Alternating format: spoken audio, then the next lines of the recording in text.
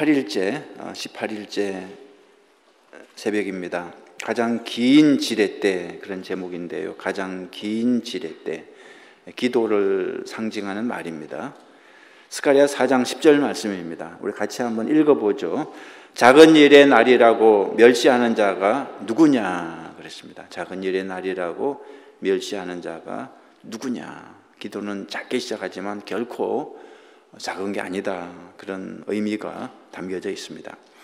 1857년 7월 1일에 제레미야 램피어는 뉴욕시의 선교사가 됐습니다. 얼마 후 그는 그곳의 사업가들을 모아서 정오 기도 모임을 시작했습니다. 첫 번째 모임은 9월에 열렸는데 맨해튼에 있는 네덜란드 개혁교회 회의실 다락방에서 겨우 6명이 모였습니다. 6명이 무슨 일을 할 수 있겠습니까? 그런데 그 다음 주에는 14명으로 늘어났고 몇 주 후에는 23명이 모임에 참석했습니다. 그러다가 얼마 후에는 참석 인원이 폭발적으로 늘어나서 그 네덜란드 개혁교회 본당으로 모임 장소를 옮겨야 했습니다. 그로 인해서 네덜란드 개혁교회까지 부흥을 하게 됐습니다. 정오 기도 모임, 6명으로 시작한 그 기도 모임은 도시 전역으로 퍼져나가다가 마침내는 뉴욕시 대부분 공공 건물마다 기도회가 열렸다는 거죠. 조나단 에드워즈는 그 현상을 가리켜 하나님의 백성들이 비범한 기도 안에서 가시적으로 하나 된 모습이라고 평했고, 제이 에드윈 오르는 사람들이 기도하기 위해 새벽 6시에 일어나고 자정까지 반철야를 하고 점심시간을 포기하여 정오 기도 모임을 하는 게 어찌 비범한 기도가 아니겠는가, 이렇게 말했습니다. 그 당시 가장 영향력 있는 신문사였던 뉴욕 트리뷴지의 설립자 호레이스 그릴리는 부흥의 비결을 취재하기 위해 기자를 파견했고, 그날 하루 동안 1시간에 12개 기도 모임을 취재한 기자는 모두 6,100명의 사람들이 기도로 하나님께 나아갔다고 보고를 했습니다. 부흥이 절정에 이르렀던 시기에는 한 주에 10,000명에 이르는 뉴욕 주민들이 주님을 영접했습니다. 도시 전체 인구가 100만 명 정도 될 때였으니까 매주 1%의 사람들이 그리스도인이 되었던 셈이라는 거죠. 참 미국이 한때 이런 나라였는데, 나는 첫 기도 모임에 참석했던 6명이 누구였는지 참으로 궁금하다 그랬습니다. 누구였을까요? 6명, 그 6명이. 그들은 아마도 첫 모임에 좀 실망했을 것입니다. 6명이 무슨 일을 할 수 있겠습니까? 그런데 그 6명의 모임이 장차 수많은 생명을 구하는 부흥의 불씨가 될 것을 예상이나 할 수 있었을까? 제가 저렇게 50명을 찾는다 그랬는데 6명이면 될 것 같네요. 6명만 이렇게 모여서 기도해도 놀라운 부흥이 일어난다는 거죠. 우리가 초대교회 사람들처럼 기도한다면 오순절 역사는 어디서든 일어나게 돼 있다 그랬습니다. 하나님이 동일하신 하나님이기 때문에 우리가 초대교회 사람들처럼 그렇게 간절히 기도한다면 오순절에 성령의 역사는 어디서든지 일어나게 돼 있다. 우리의 기도는 역사를 쓰고 또 새로 쓸 잠재력이 있기 때문이다 그랬습니다. 스가랴 4장에는 유배지에서 돌아온 이스라엘 사람들이 성전을 건축하는 장면이 등장하고 있습니다. 70년 포로 생활을 마치고 돌아온 이스라엘 사람들이 제일 먼저 성전을 건축하죠. 그건 대단히 막중한 과업이었으므로 하나님은 다음과 같은 말씀으로 그들에게 용기를 불어넣어 주셨습니다. 스가랴 4장 10절 말씀 다시 한번 같이 읽어보죠. 작은 일의 날이라고 멸시하는 자가 누구냐? 사람들이 스룹바벨의 손에 다림줄이 있음을 보고 기뻐하리라 그랬습니다. 스룹바벨의 손에 다림줄이 있음을 보고 기뻐하리라. 다림줄이 무엇입니까? 고대 시대의 청량용 줄자를 말합니다. 이렇게 내려놓으면 수직으로 내려오는 청량용 줄자. 사실 그 당시 이스라엘 백성이 한 일이라고는 측량을 한 것밖에 없었습니다. 그것이 전부였습니다. 그러나 하나님은 그 일조차 기뻐하셨다는 거죠. 첫 걸음마를 뗀 자녀를 보고 좋아하는 부모처럼 하나님 아버지도 우리가 옳은 방향으로 작은 발걸음이라도 뗄 때 기뻐하신다는 거죠. 그 작은 발걸음들이 모이면 하나님 나라에서 거대한 도약이 되는 것입니다. 우리가 작은 일을 하면 하나님은 큰 일을 해 주신다 그랬습니다. 다만 그 작은 일을 큰 일인 것처럼 최선을 다해야 한다는 거죠. 작은 일이라고 무시하지 말고 그것이 마치 세상을 움직이는 큰 일인 것처럼 그 6명이 최선을 다해서 기도하는 그런 자세를 가져야 된다는 거죠. 우리가 할 수 없는 일에 대해서는 걱정할 필요가 없습니다. 우리는 그저 우리가 할 수 있는 일만 하면 되는 거죠. 기도는 우리가 할 수 있는 일입니다. 오스왈드 챔버스는 이렇게 말했습니다. 누구나 하나님을 위해 비범한 일을 하고 싶어 하지만 그러지 못한다. 우리가 할 일은 평범한 일을 비범하게 하는 것 뿐이다 그랬습니다. 우리가 매일 하는 그 평범한 일을 최선을 다해서 비범하게 하는 그때 하나님께서 놀라운 역사를 일으켜 주시는 거죠. 우리가 평범한 일을 할 때 하나님이 그 외의 모든 일들을 책임져 주시는 것입니다. 기도는 우리의 다림줄이다 그랬습니다. 또한 사람을 청량하는 정확한 줄자이기도 하다. 아무도 자신의 기도보다 위대하지 못하다 그랬습니다. 아무도 자신의 기도보다 위대하지 못하다. 우리의 가능성은 우리의 기도 생활과 비례한다 그랬습니다. 우리 교회의 가능성은 우리의 기도 생활과 비례한다는 거죠. 우리가 하는 일의 성공 여부를 가장 정확히 드러내주는 것이 바로 기도 생활이다. 시라쿠사의 과학자 아르키메데스는 다음과 같은 명언을 남겼죠. 우리가 알고 있는 명언이죠. 나에게 서 있을 자리를 달라 그러면 지구를 움직이겠다. 나에게 지렛대를 달라 그러면 지구를 움직이겠다. 그런 유명한 말을 남겼죠. 지뢰를 의미하는 이 말은 르네상스 시대 과학자들이 발명한 6가지 기계 중 하나였습니다. 지뢰란 들어 올리는 힘을 강화해서 출력을 극대화하는 장치를 말하는 거죠. 즉 지뢰가 길수록 작용하는 힘이 커지는데 이 간단한 원리를 기도에 대입하면 이런 표현이 만들어진다는 것입니다. 나에게 무릎 꿇을 자리를 달라 그러면 지구를 움직이겠다. 참 설득력 있는 말이죠. 나에게 무릎 꿇을 자리를 달라 그러면 불가능한 일을 가능케 하겠다는 것입니다. 하나님의 나라에서는 겸손함이 곧 권위입니다. 하나님의 나라에서는 겸손함이 곧 권위입니다. 대담한 겸손 혹은 겸손한 대담함이라고 불러도 됩니다. 그것이 곧 우리의 지렛대입니다. 우리가 스스로를 높이면 하나님이 우리를 낮추시고 그러나 우리가 스스로를 낮추면 하나님이 우리를 높여주시는 거죠. 무릎을 꿇고 기도하는 것만큼 자신을 낮추는 행동이 어디에 있겠는가 그랬습니다.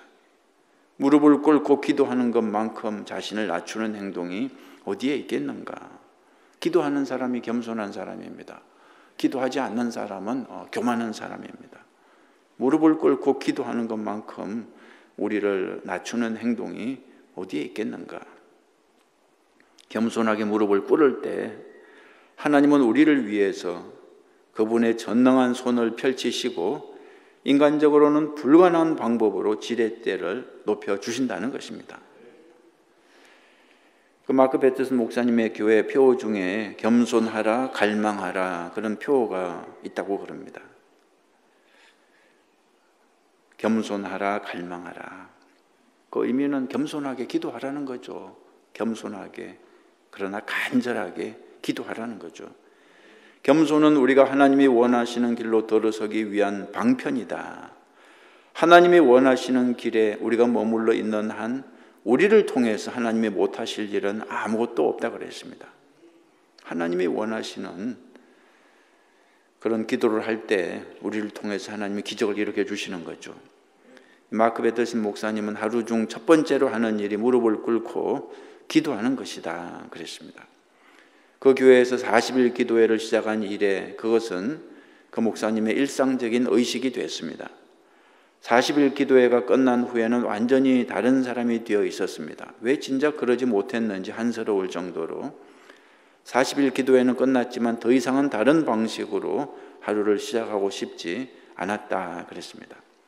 물론 무릎 꿇는 행위 자체에 어떤 신비한 힘이 있는 것은 아닙니다. 그러나 그것이 성경적인 방식인 것은 두말할 나위가 없습니다. 우리 몸의 자세는 마음의 자세에 도움을 줍니다. 하나님 앞에서 경외하는 마음을 갖는 것이 제일 중요하지만 무릎을 꿇는 자세 자체가 그런 마음가짐을 갖는 데 도움을 준다는 것입니다. 우리 교회도 이제 사순절 특별 새벽 기도가 끝난 다음에 계속해서 기도가 계속되기를 간절히 바랍니다. 무릎 꿇고 기도 방석 준비하고 계시나요? 기도 방석을 준비해서 여기서 쭉 이렇게 무릎 꿇고 기도했으면 좋겠습니다. 저는 앞에서 무릎 꿇고 기도할 테니까 여러분도 무릎 꿇고 기도해서 자세가 결정적인 것은 아니지만 자세가 기도하는데 많은 도움을 주죠. 무릎을 꿇는 그 자세 자체가 그런 마음가짐을 갖는데 도움을 주죠. 그 40일 기도회를 하는 동안에 하나님께서 놀라운 방식으로 은혜를 베풀어 주셨습니다. 그 교회는 돈을 주어도 할 수 없는 신문 보도의 주인공이 되기도 했고요. 워싱턴 포스트지 신문이 그 교회 소식을 주말 메트로 섹션에 머리 기사로 실었는가 하면 몇 주 뒤에는 투데이쇼 제작자들이 그 교회 예배 장면을 카메라에 담아서 그 40일 기도의 마지막 날에 TV로 방영하기도 했다는 거죠. 이것이 모두 우연이었을까? 아닐 것이다. 나는 그것들 하나하나마다 하나님의 은혜의 지문이 찍혀 있다고 믿는다 그랬습니다. 우리가 기도할 때 하나님께서 큰 상을 주시고 부흥을 일으켜 주신다는 거죠. 우리가 대중의 인기를 쫓아서도 안 되지만 인기를 얻었을 때 그것을 지키는 일에 소홀히 해서도 안 됩니다. 정확히 말해 인기란 양날의 검과 같습니다. 인기가 많을수록 돌팔매도 심해집니다. 그래서 개인적으로는 솔직히 인기를 얻고 싶지 않다고 그랬습니다. 가능하다면 피하고 싶은데 인기는 삶을 복잡하게 만들고 그러나 그걸 통해 하나님의 영광을 받으실 수 있다면 기꺼이 감당을 해야 됩니다. 부활절 주일에 방영된 투데이 쇼를 통해서 하나님의 영광을 받으셨고 그로 인해서 많은 불신자가 그 교회를 찾아왔다는 거죠. 많은 영혼을 구원할 수 있다면 얼마든지 인기도 감사한 거죠. 또 하나 예기치 못했던 축복은 우리로 인해 그 교회로 인해 방송 제작자들이 하나님과 가까워졌다는 것입니다. 마리아라는 이름의 리포터는 말하길 자기 아버지는 무신론자였지만 할머니는 항상 기도하는 분이었다고요. 그래서 마크 베터슨 목사님이 마리아에게 서클메이커 책을 선물로 주었고 몇 주 뒤에 그 책이 자신의 기도 생활을 획기적으로 바꾸었다는 연락을 받았습니다. 심지어 그 책을 여러 권 구입해서 친구와 가족들에게 선물로 주었다고 그럽니다. 혹시 하나님이 그걸 통해 MBC 방송을 위한 중보 기도자를 세우시려는 것은 아닌지 궁금하다 그랬습니다. 여러분 기도의 원그리기 이 책을 여러분도 꼭 읽어보시고 그리고 여러분만 읽지 마시고 또 주변에 있는 분들에게 좀 선물로 주시기 바랍니다. 특별히 여러분 자녀들에게는 꼭 주셔서 영어책 Draw the Circle 이 전혀 어렵지 않은 책입니다. 굉장히 스토리가 많아서 읽기도 좋고 그리고 간정이 많죠. 실제로 기도했더니 이런 일이 일어났다는 그런 간정이 많으니까 여러분 자녀들에게 꼭 선물로 사서 주고 아마존에서 10불 남짓하고 오늘 주문하면 금방 2, 3일 내로 바로 집으로 배달해 주니까 여러분 자녀들에게 꼭 한번 읽도록 그렇게 권면을 하시기 바랍니다. 오늘의 기도 전략, 우리가 평범한 일을 할 때 하나님이 그 외의 일들을 책임져 주신다 그랬습니다. 우리가 기도라고 하는 이 일상적인 평범한 일을 할 때 하나님께서 놀라운 기적을 일으켜 주신다는 것입니다. 그 다음 페이퍼 보시겠습니까? 그 다음 페이퍼, 후대 전할 유산 보시면, 오직 너희를 위하여 보물을 하늘에 쌓아두라. 오직 너희를 위하여 보물을 하늘에 쌓아두라. 여러 가지 해석할 수가 있지만 기도에 적용할 수도 있습니다. 기도를 할 때 그것이 보물로 하늘에 쌓여진다는 거죠. 마크 베터슨 목사님이 아는 사람 중에 스탠리 템이라고 하는 95살의 성도가 있습니다. 95살. 사실은 그냥 아는 정도가 아니라 정말로 존경하는 분이라고요. 지난 반세기 동안 그는 하나님을 사장님으로 모시겠다는 결심을 그대로 실천에 옮긴 사람이다 그랬습니다. 그는 사업가였는데 사업에서 거둔 이익의 51%를 공식적으로 사장이신 하나님께 바쳤습니다. 단돈 $37로 미국 플라스틱 회사를 설립한 그가 자신의 사업체를 하나님께 바쳤을 당시만 해도 한 해 수입이 $200,000를 넘지 못했습니다. 그래도 그는 하나님의 축복을 믿고 처음부터 하나님을 경외하며 사업을 운영하기로 마음을 먹었습니다. 수익의 51%를 헌금하는 사람이라면 스스로 사실 자랑을 할 만도 하지만 이 스탠리는 그러지 않았다는 거죠. 오히려 나머지 49%를 자신이 갖는다는 것조차 부담스러워했습니다. 어느 날 그는 성경에서 값진 진주를 발견하고 전 재산을 팔아 그것을 사는 진주 상인의 비유를 읽고 자신의 모든 주식을 하나님께 바치기로 결심했습니다. 1955년 1월 15일에 스탠리가 소유한 모든 주식이 하늘의 사장님께로 양도되고 그는 자신이 설립한 회사에서 월급을 받는 월급쟁이가 됐습니다. 그가 하나님께 헌신을 다짐한 이후 지금까지 사회에 기부한 돈을 모두 합하면 총 $1억 2천만 달러가 넘는다고 그럽니다. 몇 년 전에 스탠리 템이 우리 교회에 와서 간증했는데 예배가 끝난 뒤 그분과 함께 했던 식사 시간이 지금도 잊혀지지 않는다 그럽니다. 그분의 입에서 나오는 말 한마디 한마디가 전부 감동 그 자체였습니다. 단 1시간 동안에 그는 내가 평생 간직할 지혜를 나눠주었다. 스탠리 특유의 직설적인 어투로 하나님의 삽은 우리의 삽보다 크다고 한 말은 풀이를 하자면 하나님이 우리보다 훨씬 더 많이 퍼주신다 그런 뜻이었습니다. 스탠리는 베푸는 기쁨의 열쇠를 발견한 사람이었습니다. 쥐고 있으면 결국은 잃게 되고 결국은 다 자기 손에서 떠나게 되죠. 재벌이라도 결국은 자기 손에서 다 떠나게 되죠. 베풀면 결국은 돌아온다는 것이 평소 그의 신념이었습니다. 어차피 베풀 거 조금 더 일찍 보내는 것 뿐입니다. 이렇게 웃으면서 얘기했습니다. 어차피 베풀 거 조금 더 일찍 보내는 것 뿐입니다. 하지만 그 뒤에 툭 던진 한마디가 내게는 신학대학원에서 세계 학위를 따며 배운 어떤 것보다 값지고 감동적이었다는 거죠. 이렇게 말했습니다. 우리 같이 한번 읽어볼까요? 하나님이 아브라함에게는 보상을 못하셨지만 그의 자손은 지금도 여전히 번성하고 있습니다. 그랬습니다.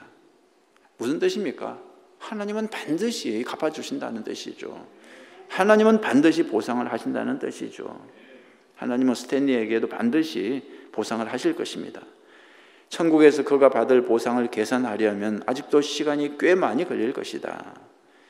기부 금액이 아니라 기부 비율을 따질 때 그는 거의 100%를 베풀었다고 말할 수 있습니다. 스탠리는 또한 이런 말도 했습니다. 사람은 누구나 한 번에 한 끼를 먹고 한 번에 옷 한 벌을 입고 한 번에 한 개의 자동차밖에 몰지 못합니다.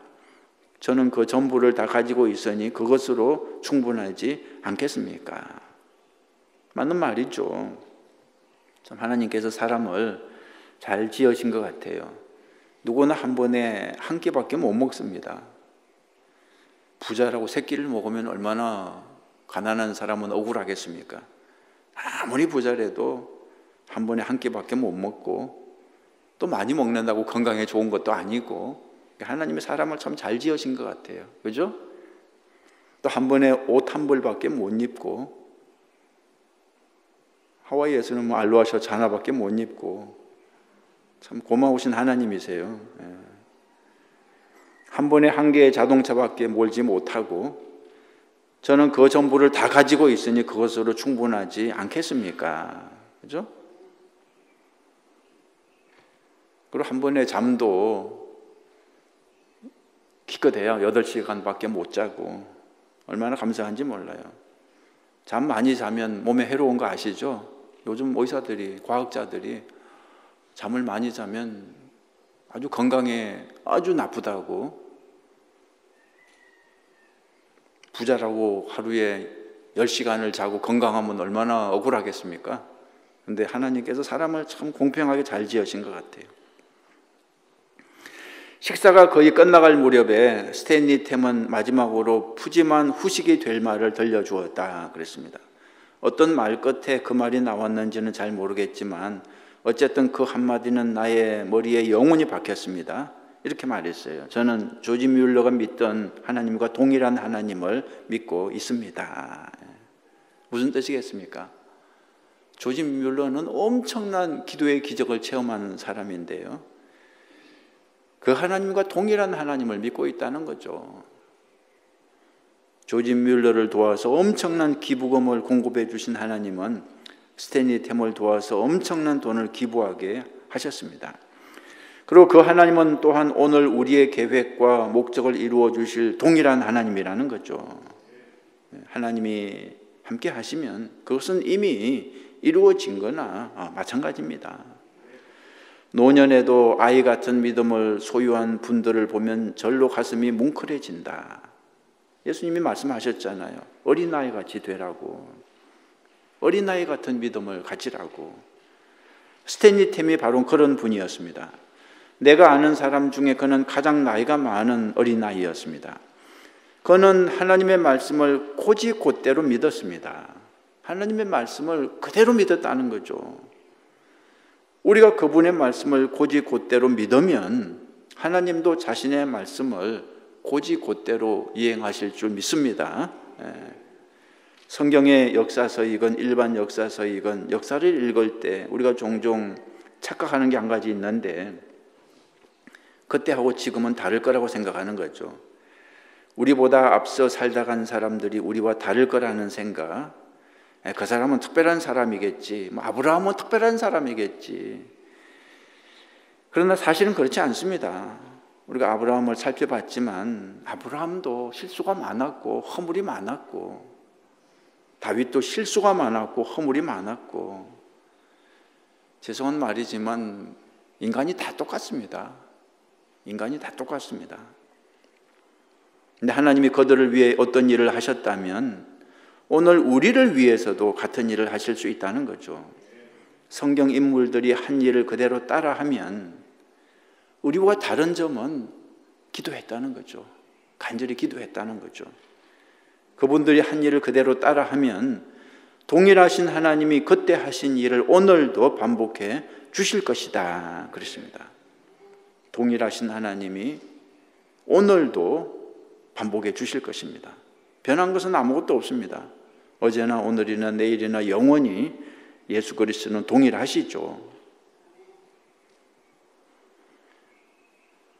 하나님은 지금 이 시대에도 같은 일을 반복하기 원하십니다. 그러기 위해서는 우리도 기도의 대가를 치러야 한다는 거죠. 초대교회처럼 그렇게 기도하는 사람을 찾고 계십니다. 레오나드 레븐힐의 말을 들어보라. 이 시대 단순한 영혼의 소유자들은 성경을 펼쳐서 그 내용을 읽고 그대로 믿는다. 그러면 사람들은 당황해야 한다. 성경은 설명해야 하는 책이라고 편한 논리를 내세우지만 뭐니 해도 성경은 일단 믿어야 하는 책이다. 그리고 그 후에는 순종해야 하는 책이다. 그렇죠? 성경 말씀을 그대로 믿을 줄 알아야 됩니다. 어린아이처럼. 그리고 순종할 줄 알아야 됩니다. 나는 얼마 전에 제너러스 기빙이라는 훌륭한 단체의 초청을 받아서 그들이 주최하는 집회에서 설교한 적이 있다. 이 연례 집회는 미 전역의 부유층 그리스도인들을 대상으로 하나님 나라를 위한 전략적 기부를 장려하는 데 그 목적이 있었습니다. 그곳에서 미셸린 가족재단을 운영하고 있는 경영자 몇 사람을 만나게 됐다. 그들은 세계에서 가장 존경받는 박애주의자로서 기부 문화를 이끌고 있는 선도적인 지도자들이었다. 1857년 6월 7일 토마스 맥텔란이라는 스코틀랜드 사람은 만유의 주제이신 하나님께 한 가지 서약을 했다고 그럽니다. 20살 생일에 그 서약을 처음 했는데 50살, 70살 생일에도 똑같이 그 서약을 했습니다. 그 후에 5세대가 지났지만 그가 뿌린 씨앗은 배가를 거듭하여 지금도 어마어마한 돈이 기부되고 있습니다. 그런데 이 기부의 기원을 추적해서 올라가 보면 다음과 같은 서원 기도, 처음에 드렸던 그 기도에 도달하게 된다는 거죠. 이렇게 기도했습니다.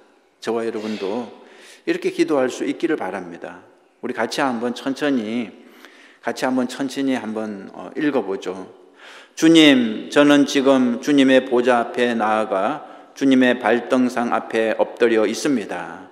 천지 만물의 주인이신 하나님 아버지, 지금부터 저는 영원히 주님의 소유임을 주님의 책에 기록하여 주옵소서. 예전에 저를 지배했던 주인들을 떠나 이제는 저 자신과 제가 가진 모든 것과 저의 모든 생각과 제 몸의 모든 지체와 이 세상의 모든 소유와 저의 모든 시간과 다른 사람에 대한 저의 모든 영향력을 거룩하게 구별해서 오로지 주님의 영광을 위해 사용하고 생명이 다하는 날까지 오직 주님의 명령에 순종할 것을 다짐합니다. 그랬습니다. 이렇게 하나님께 약속하며 기도했다는 거죠. 여러분의 기도 노트에 한번 적어 보시기 바랍니다. 여러분 기도 노트에 주님, 저는 지금 주님의 보좌 앞에 나아가 주님의 발등상 앞에 엎드려 있습니다. 천지 만물의 주인이신 하나님 아버지, 지금부터 저는 영원히 주님의 소유임을 주님의 책에 기록하여 주옵소서. 예전에 저를 지배했던 주인들을 떠나 이제는 저 자신과 제가 가진 모든 것과 저의 모든 생각과 제 몸의 모든 지체와 이 세상의 모든 소유와 저의 모든 시간과 다른 사람에 대한 저의 모든 영향력을 거룩하게 구별해서 오로지 주님의 영광을 위해 사용하고 생명이 다하는 날까지 오직 주님의 명령에 순종할 것을 다짐합니다. 이렇게 여러분의 기도 노트에 꼭 적어 보시기 바랍니다.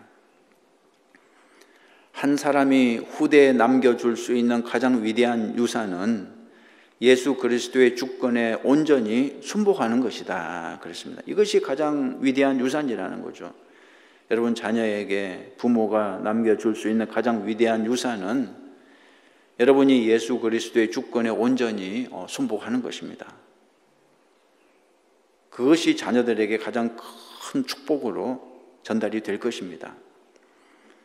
우리가 하나님의 뜻을 거부하지 않으면 하나님도 우리의 뜻을 거부하지 않습니다.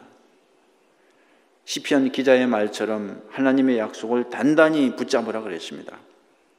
시편 84편 11절 읽어볼까요? 같이 시작. 정직하게 행하는 자에게 좋은 것을 아끼지 아니하실 것임이니이다. 아멘. 하나님 앞에서 우리가 정직하게 행할 때 하나님께서 좋은 것을 우리에게 아끼지 않는다는 거죠. 좋은 것들이 자자손손 이어지면 위대한 것이 됩니다. 하나님은 우리의 기도에 응답하셔서 생전에 보지 못할 자손들에게까지 그 기도가 이루어지게 하신다는 거죠. 여러분 자손의 자손, 그 자손들에게까지 그 기도가 영향력을 미치게 하는 거죠. 언젠가 어린 양의 혼인잔치가 열리고 하나님의 가족이 한자리에 모이면 그 자손들을 다 만나게 될 것입니다. 우리가 하는 모든 기도, 우리가 베푸는 모든 것, 우리가 하는 모든 희생, 우리가 걷는 모든 믿음의 발걸음은 다음 세대에 남겨질 유산이다 그랬습니다. 우리의 기도는 우리가 죽은 뒤에도 그들의 삶에 여전히 살아있을 것입니다. 여러분이 물려주는 재물은 다 썩어지고 사라지지만 여러분이 물려주는 기도는 영원히 살아서 역사한다는 거죠. 오늘의 기도 전략 보면 쥐고 있으면 결국은 잃고 베풀면 결국은 돌아온다 그랬습니다. 쥐고 있으면 결국은 잃고 베풀면 결국은 돌아온다.